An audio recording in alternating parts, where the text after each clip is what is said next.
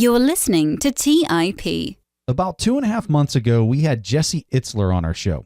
Jesse is an owner of the Atlanta Hawks basketball team, and he was the founder of Marquis Jet, which was sold to Warren Buffett's NetJets.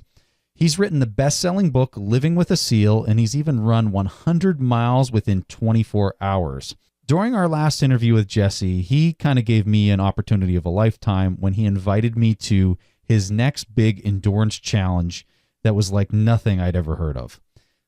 Jesse rented Stratton Mountain in Vermont and decided to climb it enough times so he could travel from sea level up to 29,029 feet. This is the same elevation as Mount Everest. So I was afforded this awesome opportunity to participate in this grueling event. And at the event, I got the chance to meet some of the most fascinating people in business. For example, Jesse's wife, Sarah Blakely, who's the billionaire founder of Spanx. She also participated in the event, along with 150 other people that were equally hardcore and equally fascinating in their own right. So this interview is broken down into two parts. The first part is an interview with Jesse, where we both talk about what the event was like and what we both learned from going through this grueling weekend. The second part of the interview, I talked to one of the most astounding people I've ever had the pleasure of interviewing. His story is so captivating and moving that you'll probably have a hard time believing that this is even real. The name of the second guest is Colin O'Brady, and I'm really excited for you guys to hear that interview. So, if you're ready, let's dive into this. You are listening to The Investors Podcast, where we study the financial markets and read the books that influence self-made billionaires the most. We keep you informed and prepared for the unexpected.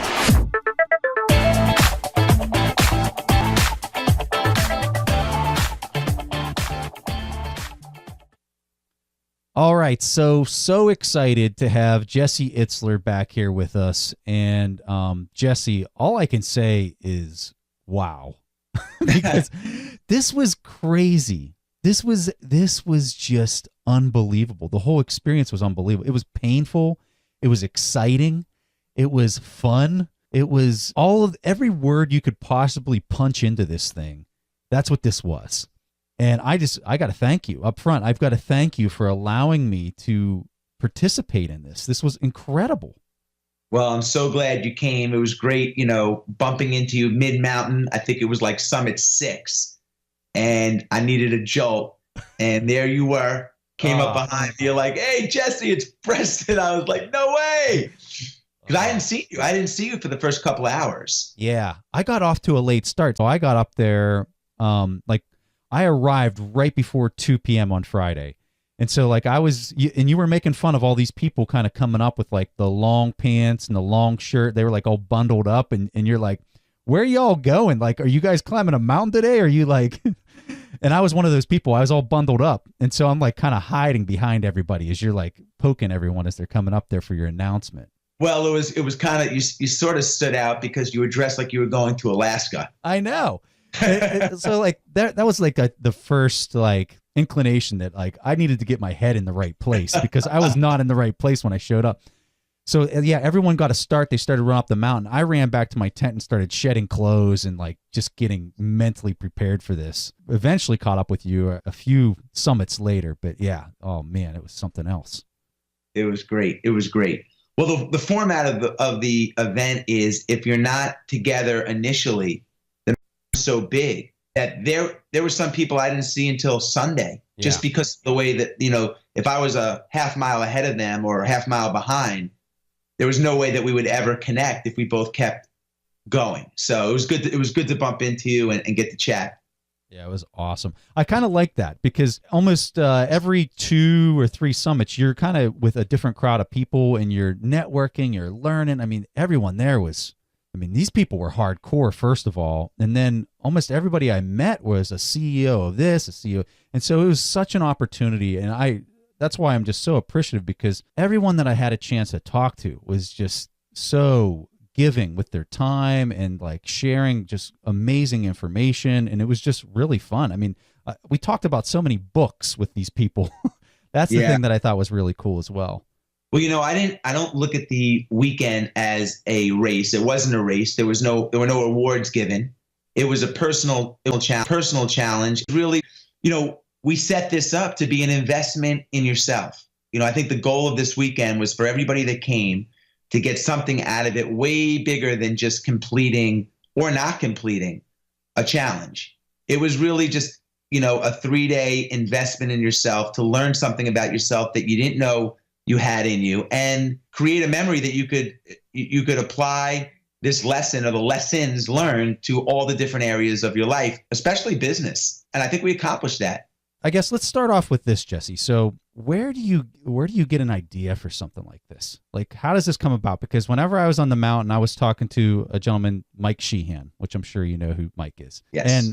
And Mike told me, he goes, man, Jesse's had the idea for this for like a decade. And I was like, no way. Is that true, first of all? And then talk to us about like how you think through this is just a neat idea. This is really cool stuff. Well, I think my power is I'm an idea guy. Everybody has something that they like to put a flag in the ground and say, this is what I'm good at. And most of my ideas are bad, but I have a lot of ideas. And I'm always, after I finish marathons or 10Ks, 5Ks, or race or this and that, it's always like, what's next? And people always ask me, do you want to climb Everest? Why don't you go climb Everest? You ran 100 miles. You've done this. Go climb Everest. And I'm like, I really can't go to Everest right now. It's expensive. It's a long trip. I got 4 kids. There's altitude. There's training. It's crazy dangerous. It's dangerous. Yes. It's dangerous. So I just said to myself, well, why don't I bring part of the element of Everest, the height, the largest, the largest summit height mountain in the world, to the United States. And that's sort of how it came into my head. And that's sort of what happened. Then it built from that initial idea. So people that I was telling this to, like I was talking to my parents about this, and they're just like, oh yeah, 29,000 feet, that's really high. And like in my own mind, it's really high. But then I was trying to put it in terms that people can understand. And so this is like climbing the Empire State Building, something like 35 times. Like imagine yourself going into the stairwell of the Empire State Building and then just running that stairwell 35 times and doing it in a weekend. The magnitude of it didn't really hit me until I was flying home, and the light illuminated, telling us that we were at 10,000 feet. And I looked down, and I was like, I couldn't believe how far up in the air we were. And I'm like, this is only 10,000 feet, and we kept climbing. And on the visual on the airplane, you could see how high you were. And when we got to 29,000 feet, I looked down and I said, no way. There's no possible way that this is what we just did. Yeah. It's hot. Yeah, and you put it into that context, because I never thought of it from that vantage point. It is flipping high. It's high, and it's steep, and it's slippery, and it's windy, and it's sunny, and it's cold, and it's everything. We'll talk about your first summit up, because I know the first time I went up the mountain, I know what I was thinking, and I'm curious what was going through your head after you did the very first summit. Well, as the curator of the event, about 3/4 of the way up, I said to myself, I probably should have walked up this mountain before I threw this challenge out. Because I was like, man, this is really hard. I looked down at my watch, and I'm like, I've been out here for 45 minutes. Yeah. Like, this is going to be 17 times and basically almost, an hour plus the commute down. Like, this is going to be a 22-hour event. Yeah. Wiggle your thumb for 22 hours. Your thumb will fall off. Well, it's a long time. It's a long time, and that's where I kind of made my error, because, the mileage was being broadcast at 1.1 miles per summit. So I was wearing my Apple Watch, and, it's keeping track of my steps. It's keeping track of the mileage and doing its calculation and whatever. And so like and I just got done running a 28 miler a month before, and I'm thinking, how long am I going to be on my feet? That's where you can really kind of gauge your pain, is like, how long am I on my feet?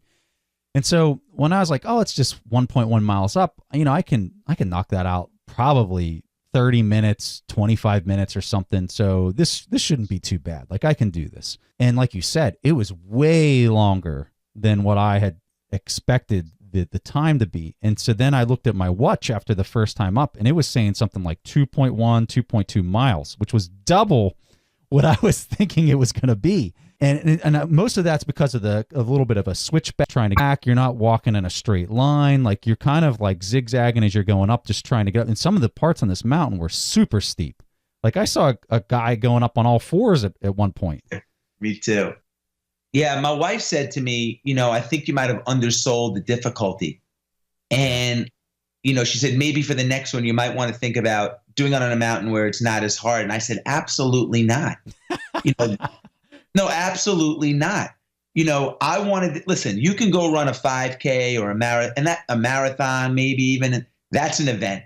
It's an event. It's like a weekend thing and it's great. But I wanted something that had a permanent imprint on everybody that did it. And the only way to get there, the only way to really get the benefit is for it to be a struggle. And if it's not a struggle or a point where you don't want to quit, where you want to quit, or you want to just be like, this is ridiculous, or you're not mad at me, then I failed.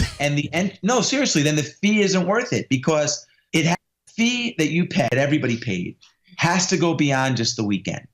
It has to be either a memory, a series of lessons that are applicable forward. And that doesn't happen unless it's hard. So I said to my wife, listen, no way.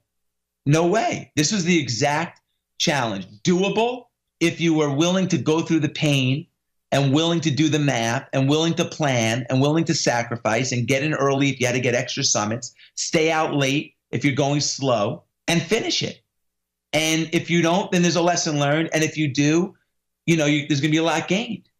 I love this point, because there was a quote, and I think you were the one that came up with this quote. You said, you can't learn about grit from a book.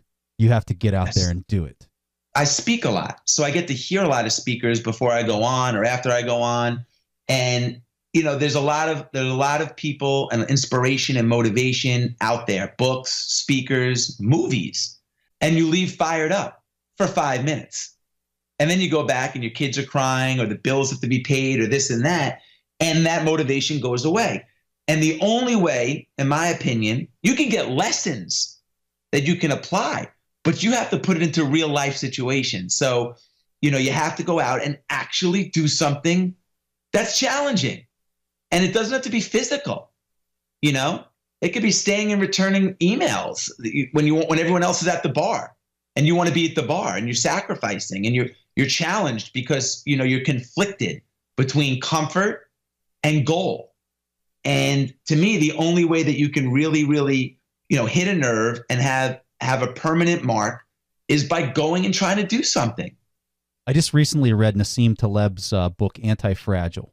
And the basic premise, and we decided not to do the book on the show, but the basic premise of the book is a person who's anti-fragile, they actually get stronger and more robust whenever they are disrupted or whenever they are put in an environment that rattles them. They actually get stronger through that.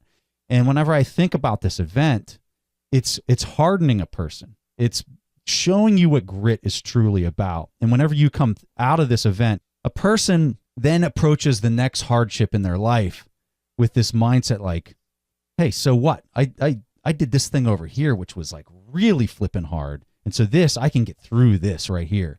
And you can't, like you said, you can't read about that in a book. You have to experience it. You have to do the hard thing so you get hardened, right? Well, think about a boxer.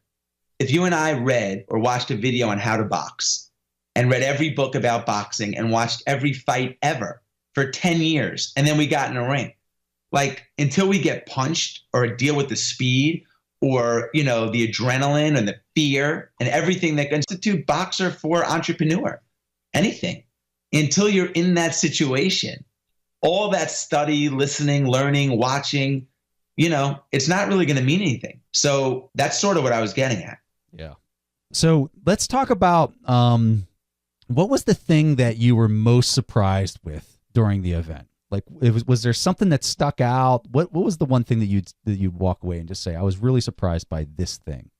I was really surprised at how many people kept going. And regardless of body shape, body type, age, experience, there were some people that stood out in my mind that completely shocked me.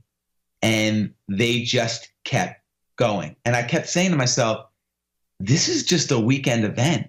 There's not even an award at the end of it. I'm not giving out any trophies. Why? are these people on the mountain at 3 a.m. in this windstorm? And the answer is they wanted to finish their goal no matter what. And, those are the people I want to hire tomorrow. Yeah. Brad. Well, never seen anything like it. Brad is a fellow that did 2 times double Everest. He double Everested. He did 58,000 feet of climbing. And it was time restricted, so you couldn't go around the clock. So he had to put in so many hours, and he had to go at such a fast pace. When I was done with 17, man, I was done. Yeah. I was done. I'm still done. Well, I want to put this in context for people with Brad. So Brad's the guy that did it twice. He started at 2 p.m. on Friday with all of us. He went the entire night. He completed all 17 by the morning.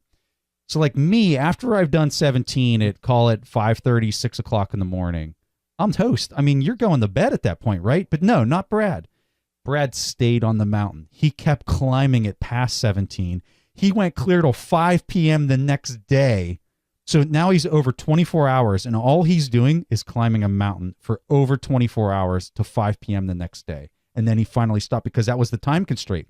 The mountain shut down at 5 p.m. on Saturday. You had it open the whole night from Friday into Saturday, then you shut it down at 5 p.m. on Saturday, and that's when Brad finally slept. Unless you're even there, it's impossible to put it in context of how challenging.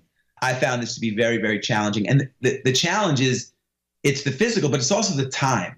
Just to be present and focused on a goal for 20-something hours, it's really, really difficult. Listen, we live in a world where our minds constantly wander, ADD, we're floating around, we're multitasking, we're getting distracted.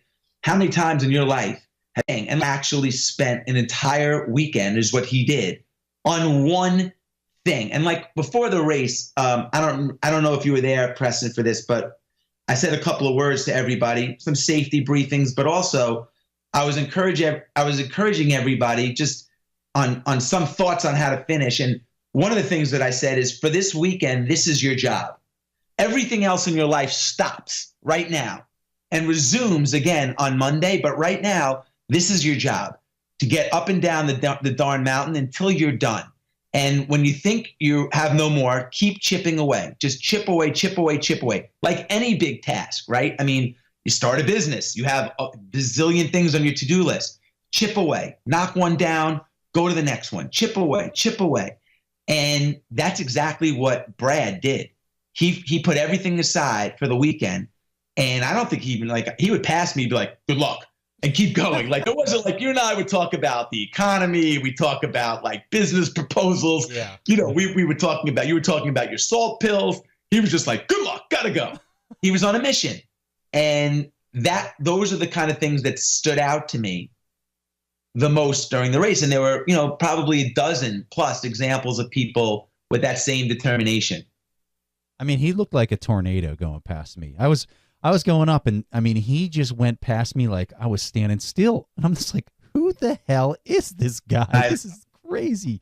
And consistent. And look, he's a guy that has very little endurance experience. I mean, he's done a long bike ride, but it's not like he's a professional ultramarathoner or anything. He is just a guy that said, I am not putting any limitations on this weekend. I'm leaving it all out there. He was doing it for himself. He definitely wasn't doing it to impress anybody. He had set an internal goal for himself that he was going to knock out 34 from the instant he was there on the mountain. And I guess this was something I really took away from this, Jesse. This is something that I learned really. It was so obvious that this was the learning lesson for me coming away from this mountain. Was the first time people went up, people had adjusted their expectations of themselves. People that said, I'm going to knock out 17 no matter what, whether my hands are bleeding and my feet are bleeding and anything, like I'm going to do 17 no matter what. There was people that came away with that mindset after the first hill. There was other people that were like, I don't even know if I can do one more of these. Exactly. And then there was people that were like, I'm still going to knock out 34. Yeah. And that mindset was something that I guess I need to ask you, what do you think drives that mindset? How can a person hone that skill of just being rock hard in their mindset and being relentless and persistent and getting what they want. I mean, he channeled it somewhere, and I think it's almost like I'll call it an underdog mentality, where, you know, when you're the underdog and you want to like prove everybody wrong and you want to work harder, and no matter what, you're not going to stop because maybe you've been bullied, maybe you've been ridiculed, maybe I don't know, whatever you're channeling it from. He had that mentality and that's what it takes. But, you know, a lot of times we get comfortable and we lose that edge. We lose that underdog. You know, I remember what it was like as a kid when people didn't think I would make the basketball team, or they didn't think that I could ever do this or start your own business. You ever went to business school? What are you talking about? You're not even an entrepreneur. You're not even that smart. You know, all those thoughts come into play when you have to make a decision to stop or to keep going. And I call it the underdog mentality, because that's really what I would think about when I was an underdog. I'm like, you know what? I'm leaving this meeting with the deal, with the sale. I am going to finish this race despite what people think. I'm going to create this event, even though I've never done an event. You know, all those kind of thoughts. And I think that's what he had. He had like, I don't care. There are no obstacles. I'm an underdog. No one thinks I can do 34. And he did. I didn't. Yeah. I didn't either. Yeah, I said, not a chance in hell. I said, Brad, I love you. I want to see you do it. You're out of your marbles. Yeah. It's not going to happen. There's not enough time. And quite honestly, I don't think you're strong enough. And I said that to myself. And he probably sensed it. He said, all right, I'm an underdog. No one thinks I'm going to do it. Here we go. I mean, he did 10 summits on the last day, and you shut down the mountain at 2 p.m. He was sprinting when he got the gondola. When I got off the gondola after each one, it was like I was celebrating my wedding, man. I was like taking my time. I was signing autographs, you know, not literally. I'm just saying in my own head, yeah, you know, and taking my time. He was sprinting. He would brand the board, which was our indication that you completed a lap. You know, he would brand that he completed the lap. He would drop the iron, and boom, he'd start flying up the mountain. And it was clockwork. I would go to my tent, you know, make like 2 emails, get some hot water to warm up, take me 37 minutes, and I come back, and there he is off the gondola, flying back up the hill. Jesse, having read your book, Living with a SEAL, I was expecting Sarah to not participate in this, because in the book, Sarah kind of saw your antics with David and like what you were doing, like kind of from a distance, like, you're just crazy. This is nuts. And I wasn't expecting her to be there. I was maybe expecting her to be there, but not be climbing the mountain. So I was very impressed. Are you wearing off on here? Is that what's happening here? Trip. Like, what's happening? Well, Sarah likes a good challenge. She had just come back from a 10-day trip to Africa with Richard Branson, where they had done 4 days of cycling and hiking, extreme cycling and hiking. And if you know Richard Branson, his version of extreme is like extreme 2X. Yeah. And she had just flown back. She was home for a day. And I said to her, I was like, Sarah, you know, it's great that you're coming to support me and everybody that's doing this. And I think it's just going to be amazing that you're there. Just get comfortable at the campfire and enjoy yourself. She's like, what are you talking about? I'm going to do it. And I was kind of chuckled to myself. And I'm like, okay, how much are you going to do? And she's like, I'm going to try to do the whole thing. And she actually got to 12, which was 11 summits was the equivalent of Kilimanjaro, climbing Kilimanjaro. Yeah. And for Sarah, she just clocked out. She wasn't moving as quickly as, she didn't do the math right, but it wasn't lack of effort or lack of will. You know, it's funny you said she didn't do the math right. So Friday night, I had done 5 summits on at the end of Friday. I was smoked. I went in, had a bowl of chili. I sit down at the table, and who comes and sits right next to me but Sarah?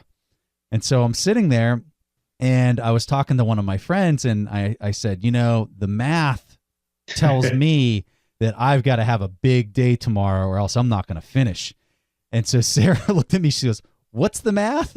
She goes, run that math past me. And so I started saying the numbers of like what I thought I was shooting for 10 on Saturday. I didn't get there, but I got 8 on Saturday, and if I didn't get that far, I mean, I was hosed. Like I wasn't going to make it on Sunday. And you know, it was funny because she was shooting for it. And for anybody that doesn't know what 12 summits on this mountain are like, you're really kicking butt if you did 12, because this thing was a beast.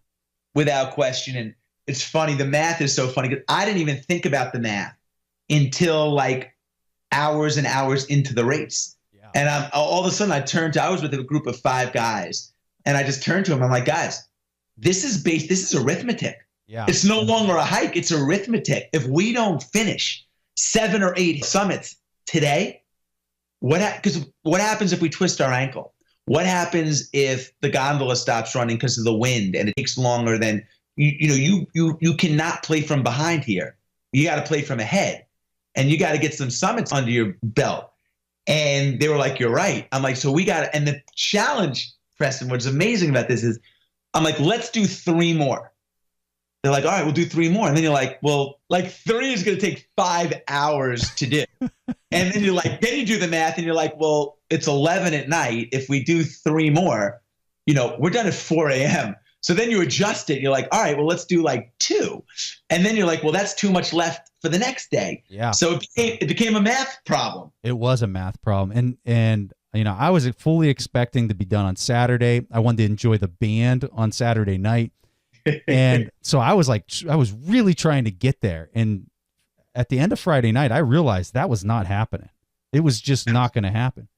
Jesse, let's transition to the showcase interview here. I want you to kind of introduce a little bit. Don't give away too much, but talk to people a little bit about Colin O'Brady, who I interview here in the next segment, because I was just honored to be on the mountain with him after hearing what this guy has done. It is absolutely astounding.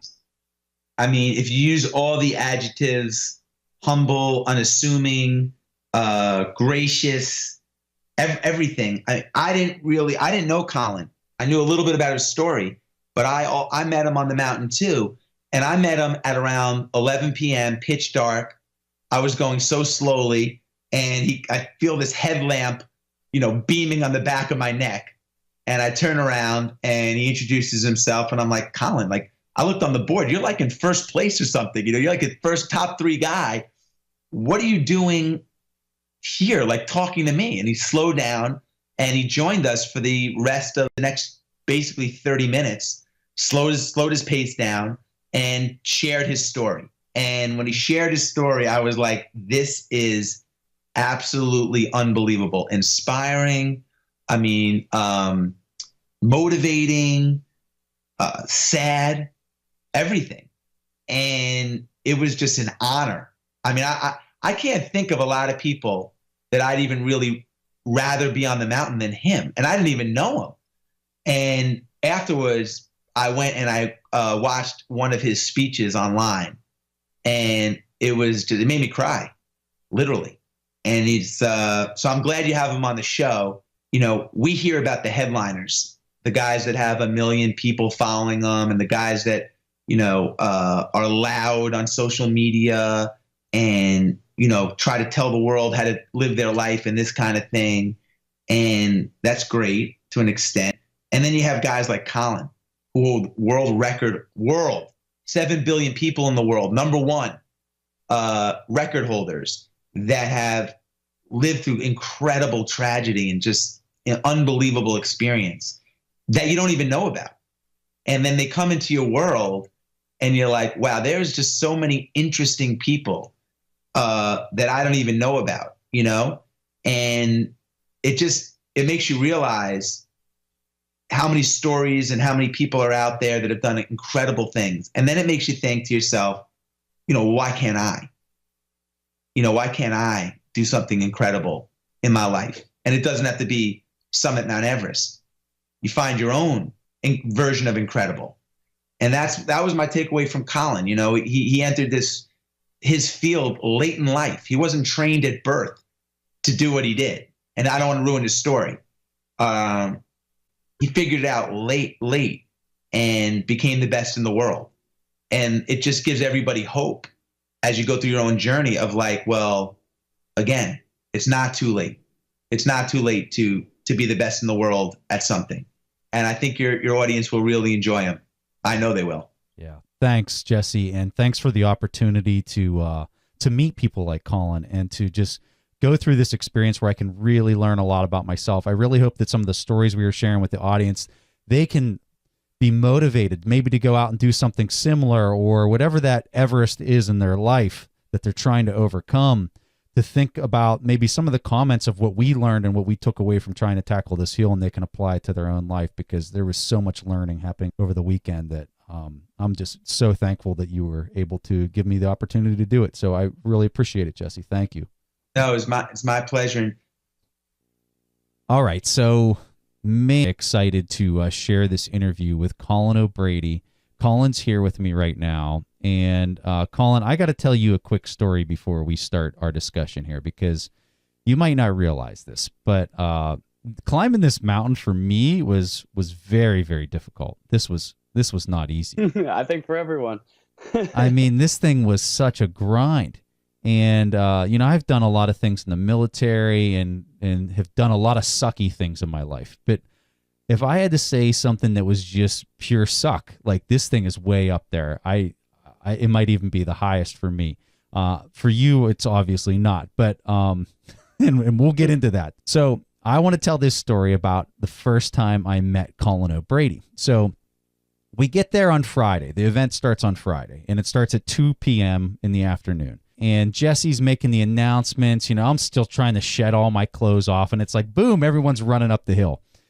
And so I'm there going up the hill. Well, later that night, it's getting dark. I'm a moron. I didn't set my headlamp. I had it on like the lowest setting. I didn't even bump it up, to the highest setting like an idiot. I get up to the top of the mountain. I want to say it's probably 9:30, 10 o'clock at night, something like that. And it's starting to get a little windy. It's getting cold. And cold for me and cold for you is two different definitions. And y'all are going to hear why his definition of cold is so much different than mine. But we get up to the top, and we're riding down. So we're taking the car down. I get into the car, and it's dark. You can't really see anything. And I asked the people, we get in the car, we're just kind of having some side chat about how much this mountain sucks and how much of a steeper hill it was than I kind of anticipated before I got there. Well, I asked this question in the car. I said, hey, so how many of you guys trying to compete? And I had tonight, because I'm pretty much on my last run. Like, I'm getting ready to go to bed. I did 5, and I was smoked. I was exhausted, and I had Saturday and Sunday morning to still knock it out. And everyone's kind of like, oh, I'm going to do this, I'm going to do that. And then there's one person sitting kind of up in the front of the car, and he goes, I'm going to do 17 tonight. And I literally just started laughing. I was like, yeah, right. Like that's even possible, And and this person was dead serious. He was like, he said it without even hesitation, not like, I think I'm going to do 17. It was, yeah, I'm going to knock out 17 tonight. And because that's how many times we had to do it to do the total amount to Everest, 29,029 feet. And I just thought to myself on the car ride down, there's no way that guy's serious, but I don't want to be the dummy in the car that asked him, are you serious? And so that was you. That was you, my friend. And so before we go into the rest of the Everest event, I want you to take us back. Okay. Take us back. How many years ago was this? 10 years ago that you had your accident? Yeah. So long before you and I ended up in a car in the middle of the night on Stratton, Vermont, trying to climb it all through the night, which I did stay up through the night and finished out the 17th one around 5:45 a.m. or something like that. But was a long night to say the least, climbing up and down that thing. Colin, I came out at 5:30. Okay. Because I was like, I'm going to get a good jump start in the morning. I came out at 5:30, and I was like, let's see if this guy did 17.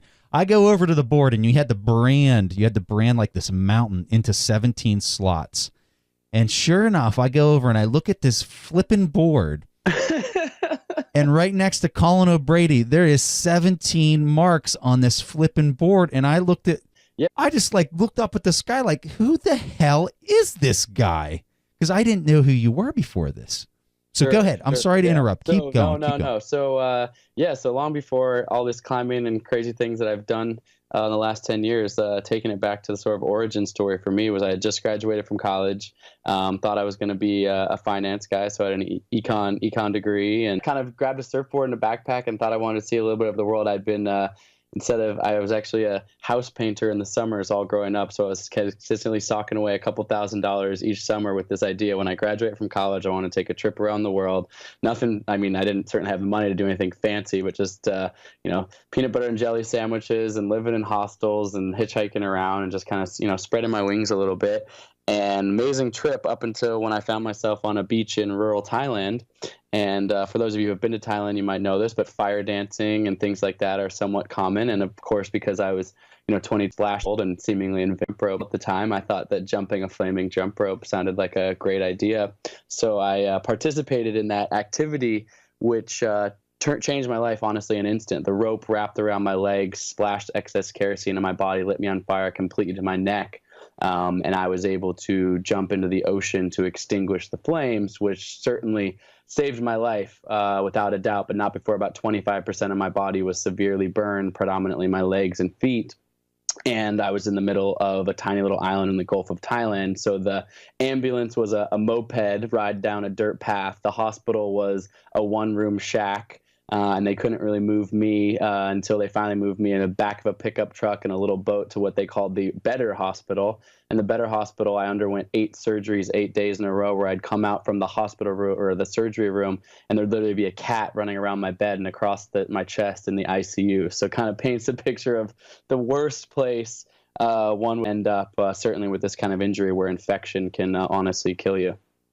Like, I'm hearing this story, and like, if this happened to me, and it's not like you didn't have a lot to look forward to. I mean, you went to an incredible college. You had so much going for you. And I've been to Thailand, and I've seen exactly what you're describing. You see so many people go up there. Everyone's having a good time. No one has what you just described happen, and it's just like everything is shattered at this point. I couldn't imagine what was going through your head. Just devastation, right?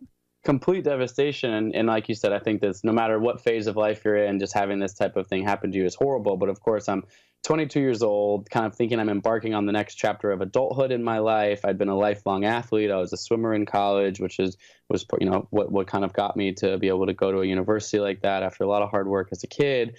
And, here I am, sort of what I think is my whole life in front of me. And all of a sudden, boom, this accident happens. And to make matters worse, the doctors are coming in every day and they're saying like, hey, kid, you're pretty much not going to walk again normally after this, with how badly your legs are burned, with the ligament damage, the scar tissue over the ankles and knees. Like, you'll be lucky to kind of be hobbling around. And so just being told that was just a devastating diagnosis, to say the least. And the physical pain mixed with that emotional trauma mixed with being a million miles from home was just overtaking me. And honestly, I can just remember sitting in that hospital bed just being like, I want to give up. Like, my life is over.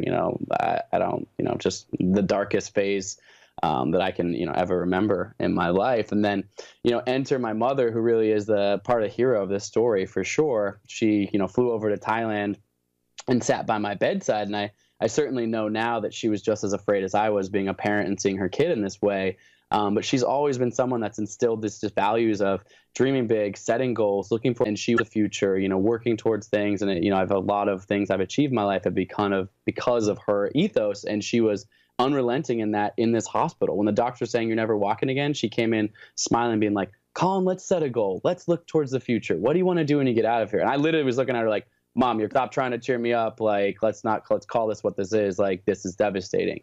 Yeah. And she really just kept in on me and kind of forced me to pick some anchor point in the future, which actually, looping back to the 29029, the event itself is amazing. But I think what we found of the people on the mountain is having that goal, having that linear pursuit. There's just something powerful about that, whether that's business, sports, art, it doesn't matter. In this case, for me, it was sports. So I said, hey, I want to one day complete a triathlon. So I'd been a swimmer in college, as I mentioned, but I'd never biked or run competitively. And certainly looking down at my legs, it seemed pretty unrealistic to do any of those activities ever again. And I said, an able-bodied person would be able to bike and run and finish a triathlon. So for the next 18 months, that was my goal. Literally, 3 months in a Thai hospital, flown back to Portland, Oregon, where I grew up.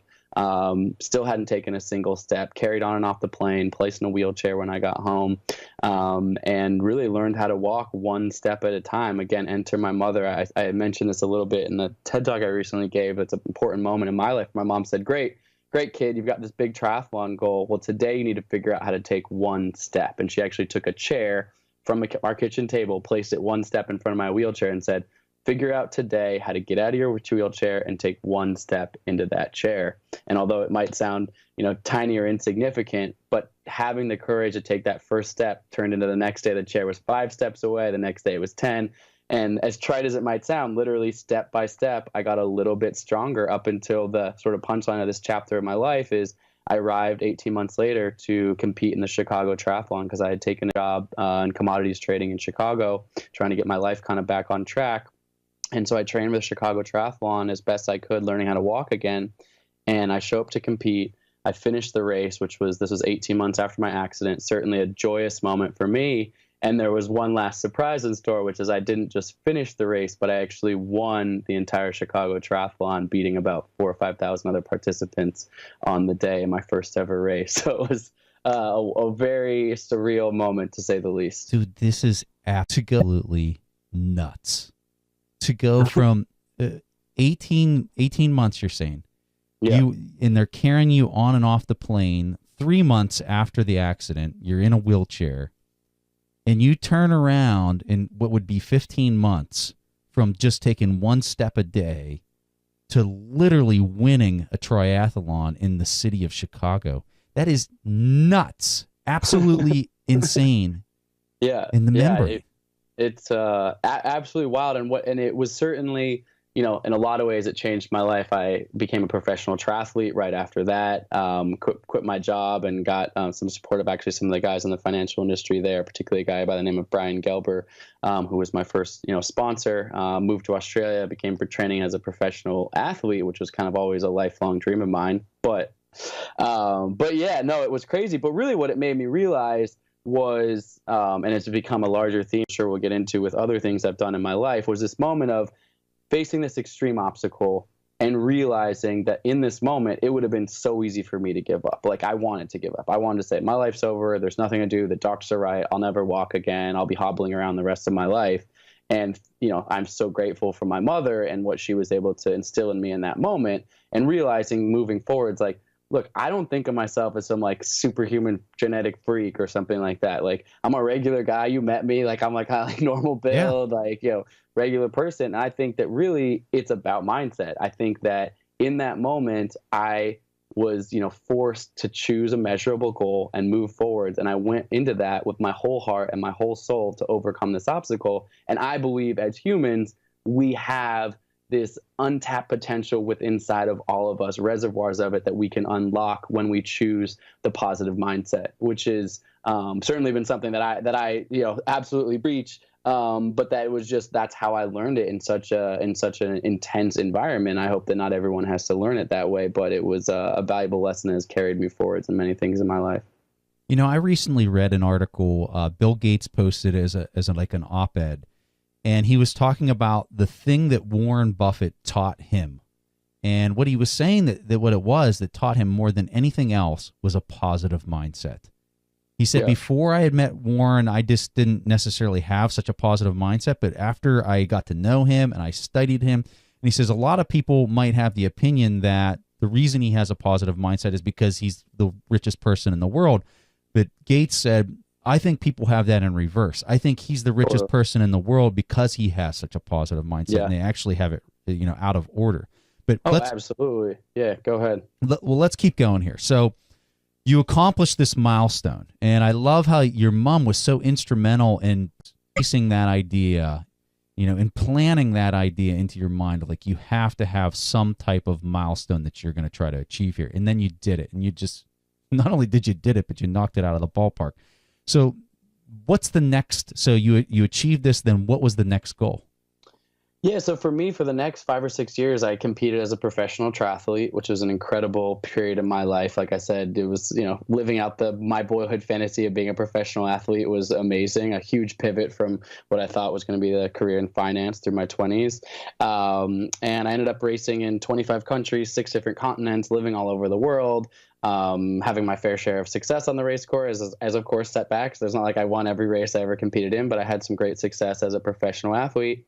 And interestingly enough, coming off a win in 2014 at a half Ironman event, I just had this kind of overcome moment of like, this has been an amazing chapter. And although I had sponsorship to continue me into the future of racing, I felt like I'll do something bigger. I'm ready to set my next huge, audacious goal, with a combined purpose of doing something greater than myself. So I set myself the goal to become the world record holder, or the fastest person to ever complete the Explorers Grand Slam. And I'll break down what that means in a second, which means to climb the tallest mountain on each of the 7 continents, as well as complete expeditions to both the North and South Pole. And about fewer than 50 people in history have ever completed the entire Grand Slam. Most so have done so in 5 or 10 years, climbing an Everest or a Denali and coming back and training for the next one next year. Now, I was aiming to do it the fastest. So basically all 9 of those expeditions without any stopping, without any breaks in between, climbing one mountain, coming down, flying to the next. And then the larger purpose was, I coined a name called Beyond 72, which is the name of my nonprofit, which is all focused around inspiring kids to get outside, move their bodies, set goals, live active and healthy lives. And so built that into the fabric of this project, and using the media to leverage sort of a positive impact in the community, which is where triathlon at that time kind of felt a little bit self-serving, like I was winning or losing on the race course, but didn't have this larger purpose. So I was really excited to push my body in an incredibly intense way, but also have sort of a larger meaning baked into the entire fabric of the project. Unbelievable. So you set this goal. This is the Explorers Grand Slam. And you're climbing Everest, you're climbing Kilimanjaro, you're climbing Denali, all these mountains that are like the tallest in every single continent. And you're also going to the North and South Pole. Yep. And you're trying to do it. And what did you think you could do the time in? What was your goal? So the record time that I was trying to break was 197 days. And, skipping forward to the beginning, I didn't know how much faster I could do it. I thought that I had a shot at it. And of course, there's a great entrepreneurial detour that we could take here, which is I set myself this goal. No funding. I needed, $500,000 just to pull off this project. That's me not making, I wasn't trying to make any money, just like the hard cost of doing this project cost that. I had no financial support. That's certainly not a check that I can write. Like, remember, I'm a kid that grew up painting houses and like pretty blue collar background in that way. So there's not a check that I could write. I also have never founded a nonprofit. I've never run a media campaign. I've never done any of these things, but it was like, I have this idea, I have this goal. And then there was a growth mindset of being like, okay, great. Well, now let's figure it out. Yeah. And the first 150 people that I probably asked to support me financially or anyways were like, you're crazy. Who are you? You're not a professional mountaineer. Why do you think you can do this? Like, and in 2014, there was a bad avalanche on Everest that unfortunately killed 16 Sherpas. And then 2015, there was a huge earthquake in Nepal that devastated the entire country. So no one had actually even climbed Everest in 2014 or 2015. And this was 2016 when I was trying to do this. And people were saying, wait a second. So no one's even climbed one of those mountains in 2014-15. You're saying you think you're going to climb Everest as well as 8 other peaks back to back. You're like, yeah, I don't really think we could support that. Doesn't seem like a high probability that that's going to work out. But there was just this, like I said, full heart, dedicated passion to, I'm going to figure this out some way, somehow, how to pull this project off. So there was a year and a half in the planning before I even took the first step. But I began the project in January of 2016 in Antarctica and rolled on for 139 days straight from there with many ups and downs, which I could tell many stories about, but that would be a whole other day's worth of podcast. But finished on Denali 139 days later, having set actually 2 new world records for the Explorers Grand Slam, as well as the speed record for the 7 summits. All right, so take us, the one I'm sure everyone wants to hear about is Mount Everest. So walk us through kind of like the challenges. From what I understand, the oxygen part just makes you feel like your face is going to explode from the people that I've talked to that have I've never talked to a person other than you that's actually gone clear to the top. I've talked to some other people that have gone up to various base camps, and they said that the oxygen is just unbearable. It's something you can't even describe.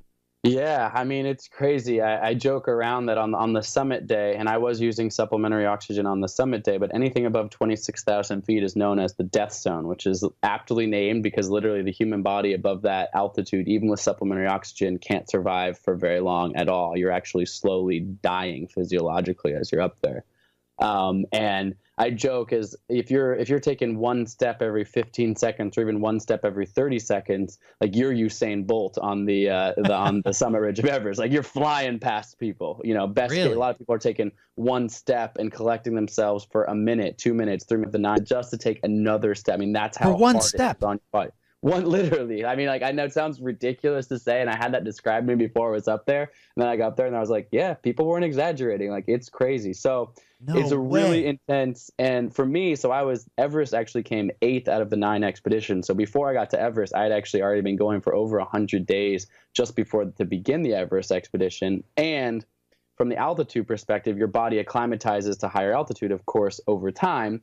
And so I had been on previous high altitude mountains. However, the expedition that fell right before Everest, just due to timing and weather and whatnot, was the North Pole, which of course is sea ice floating in the middle of the ocean, like as close, like as sea level. You're literally walking around a frozen ocean. So I came from a month at the North Pole at sea level, not acclimatized at all. I was the last person to arrive to Everest Base Camp, about a month behind schedule for the normal summit window. And rather than having the customary 8 weeks to climb it, I only had 3, including all the acclimatization. So by the time I got up on the Everest summit ridge, it was brutal. And my first trip up actually into the death zone at 26,000 feet, I was climbing with just myself and a Sherpa by the name of Pasang Bodhi. I did most of this project either climbing completely alone or I would have a friend of mine come meet me, but not like guided or anything like that.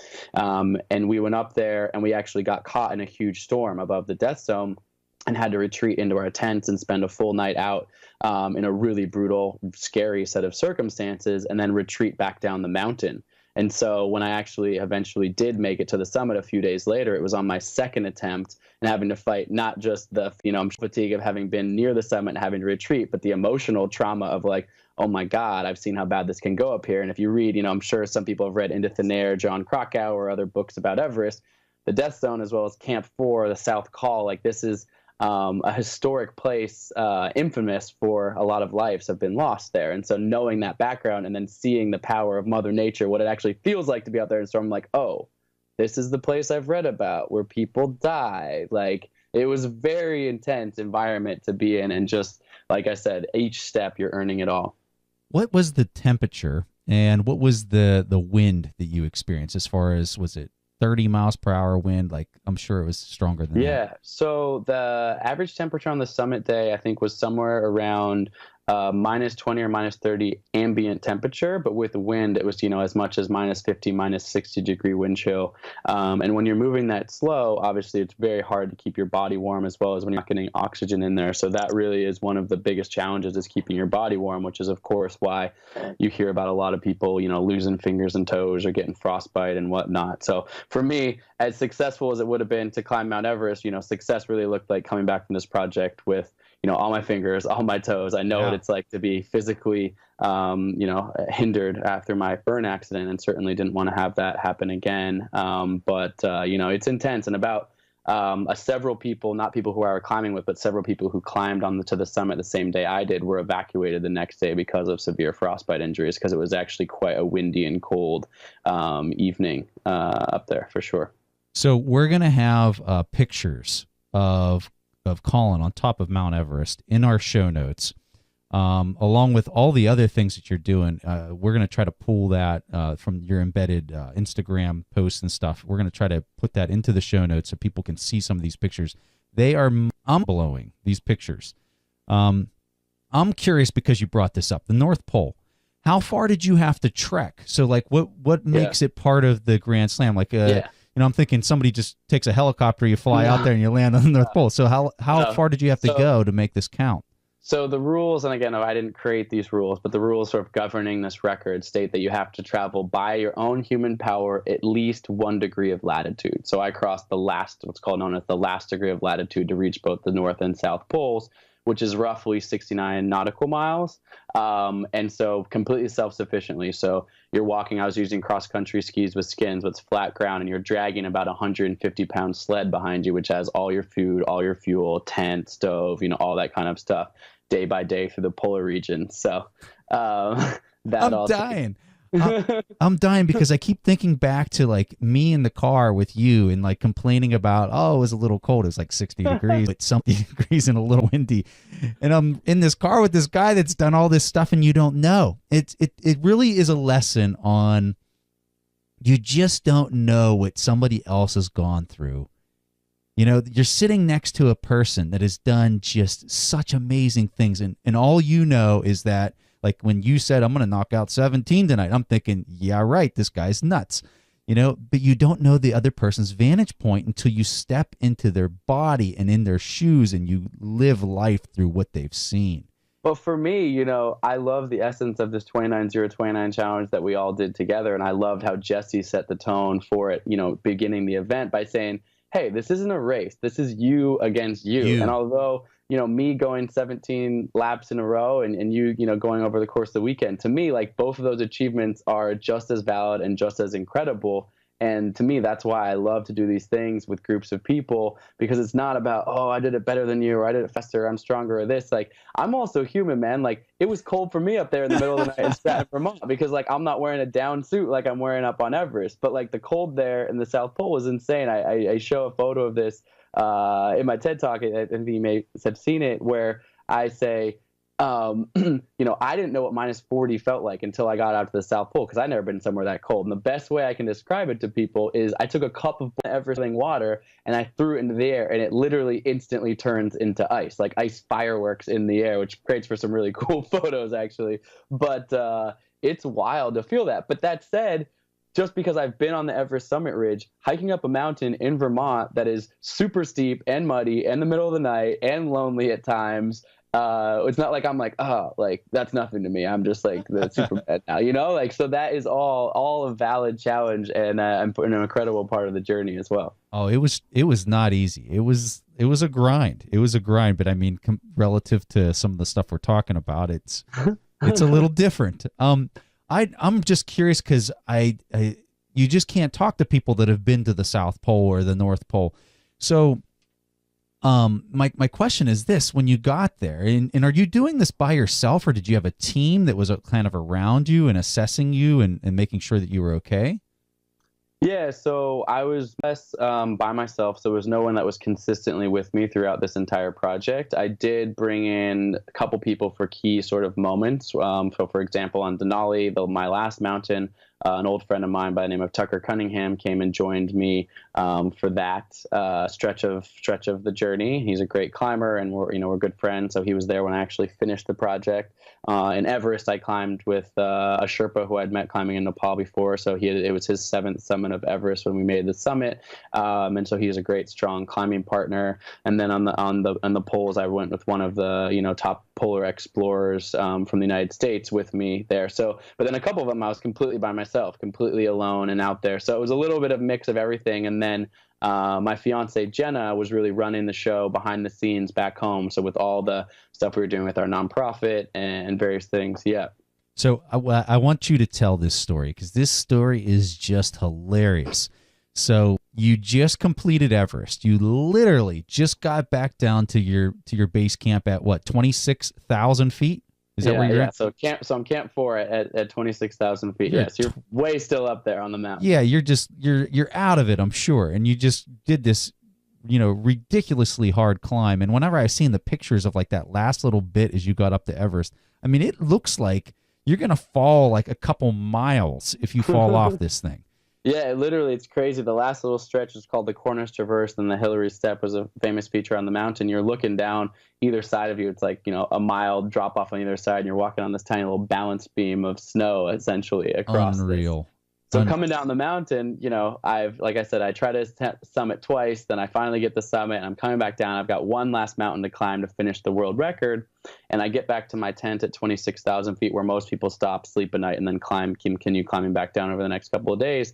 Pull up my satellite phone, call Jenna, tell her the news. And she's she's been a huge part of the success of this project, working all the logistics and craziness in the background. I'm just climbing the mountains, but there's a million moving parts, as you can probably imagine, to a project like this. And she says, "So Colin, how you feeling?" I'm like, "Yeah, I'm feeling good. I'm exhausted. I'm so happy that I'm back in my tent. I'm exhausted. I did it." But yeah, she says, "Well, I need you to put your boots back on right now." And I'm like, "What? What are you talking about?" She's like, "I need you to put your boots back on because it just so happens if you can get to the summit of Denali in the next week, you can set not one but two world records." And I'm like, I'm on the summit of Everest. What are you talking about? That's the other side of the world. And Denali normally takes 3 weeks to climb. What are you talking about? And at this point, I was about 2 months ahead of schedule for the Explorers Grand Slam. But I had a shot at setting the 7 summits record, which is the mountains exclusive of the poles, even though I had been to the poles in that same period of time. And so I am competitive and intrigued. I'm like, well, okay, fine. Like, humor me for a second. What's that going to be involved in that? She goes, "Well, put your boots back on right now. Climb all the way back down to base camp, which is at 17,000 feet. So another 9,000 feet below where I am through like huge crevasse fields and all this sort of stuff.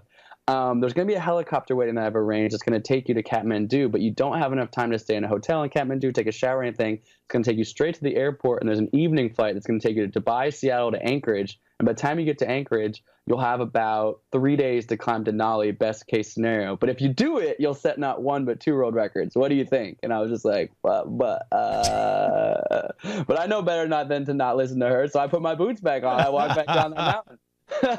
It sounds like you married the right person here, Colin. So I want to put some context on this so people might not understand Denali. Denali's up in Alaska, and I have some stats here in front of me. It is 20,322 feet. 20,000 feet. And you climbed this in how many days?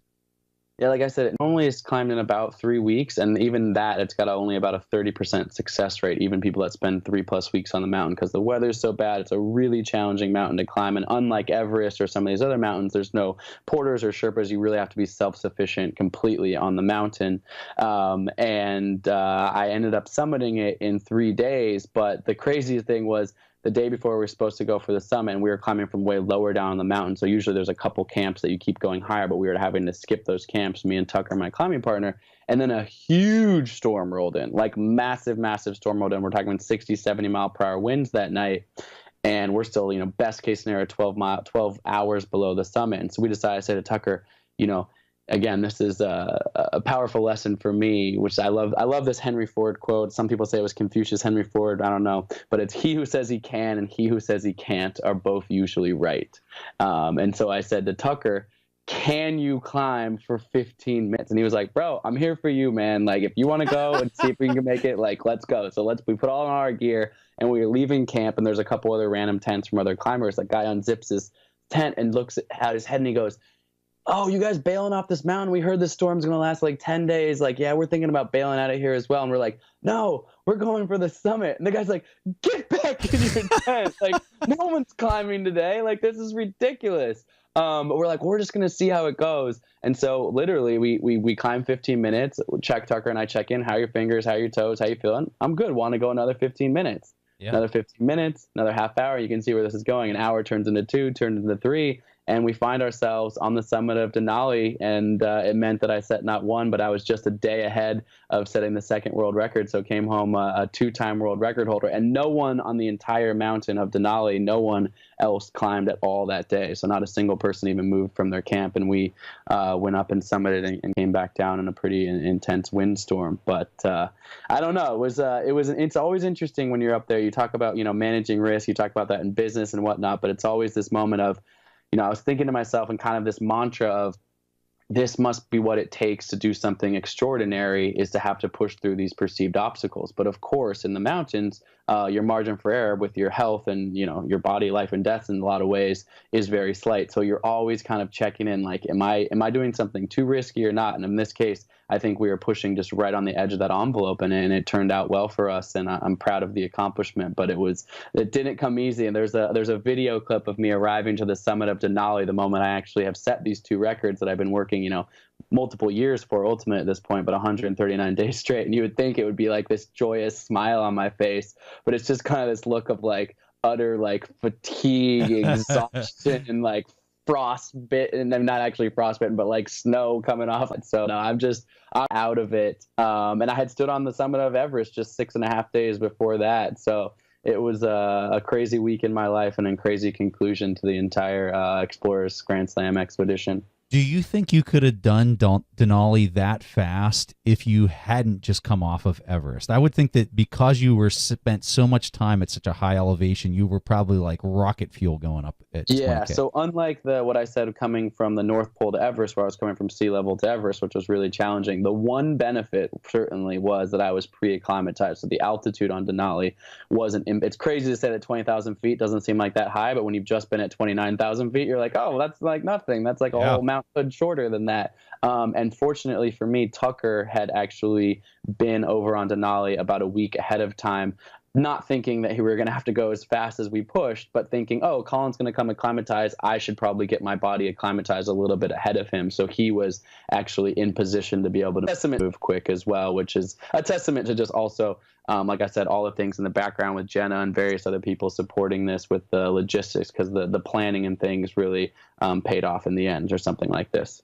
So real fast, what was the most memorable, taking the Everest part out of it, of all these different summits that you did, both of the poles, what would you say is the one thing that was just really unique, or was just a really cool story from all of it that you could tell us? Yeah. Two things come to mind when you ask that question. I have this video clip of myself. Again, I filmed a lot of this myself, so I reflect on some of these video clips that I have. But there's this moment when I actually step off the plane in Antarctica, and it's the moment where my first expedition is beginning. And I just am so blown away by the landscape as I'm looking around. It's just like another planet, just white. I described it before. It's like standing inside the belly of a ping pong ball. Like, it's just a real environment as you look around it. And it was this amazing feeling of, oh, I actually get to do this now, because I had been working so hard in the planning and convincing people to support this project, and the sort of, like I said, the entrepreneurial spirit behind building this whole campaign, that it was this great moment of like, oh, and that sounds crazy that the first step is like there's all this ridiculousness in front of me. And of course I know it's like the pain and trauma that's going to like happen and the hardship that's going to go through this. But it was like, yes, like I get to do this, and whoa, where am I right now? And then the other place is that is pretty incredible as well, is actually the North Pole that stands out. I mean, hiking across literally a frozen ocean where ice is drifting underneath you is wild. Like, we'd set up camp at night, go to sleep, and then we'd check our GPS in the morning. We'd either have a big smile on our face or a frown, because we'd actually been drifting. Like, oh, great, we drifted a mile closer to the pole in the middle of the night, or damn it, we shifted the wrong way. So that's just a crazy environment with these huge icebergs, essentially, and big flows of ice cracking into each other. So we're actually carrying our sleds over 10-foot walls of ice, where ice have kind of compacted and built. It's just like, in terms of landscape, it's just one of those things that's like, you can't even believe it exists until you're there. It's just a wild, wild place. And so to have the opportunity for me to experience places like that in the wild unknown was just such a incredibly fortunate experience. I'm so grateful to be able to have experienced that. Unbelievable.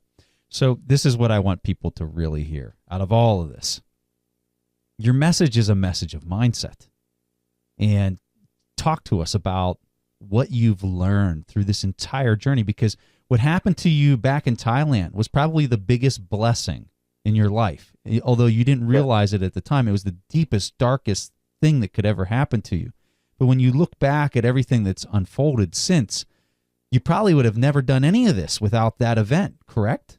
Absolutely. People ask me sometimes, if you go back in a time machine, would you still jump that flaming rope? And of course, I know the pain and trauma that it caused me and my family and all this sort of stuff. But I'd be lying to say that it also taught me, simultaneously one of life's greatest lessons, which is resilience and perseverance and getting through hard times. Because unfortunately in life, and I hope that nobody out there is, goes through the exact same accident as me, but as we all go through life, we inevitably face setbacks and traumas of some kind. And really, what I've realized over time is it's up to us how we're going to react to those things. In that hospital room, I could have gone down that deep, dark downward spiral, which I wanted to, but my mother pulled me out of it and showed me another way. And what I've realized is this amazing ability that we have in our own minds to shift towards that positive mindset and keep taking steps forwards one step at a time. And yeah, sometimes, I'm obviously a big believer in setting this audacious goal. Like I was just saying, like, hey, I'm going to climb the tallest mountain in the world and this, and like, I'm not a professional engineer and I don't have funding, but like, I'm going to do it. Like, sounded ridiculous. But then what did I do?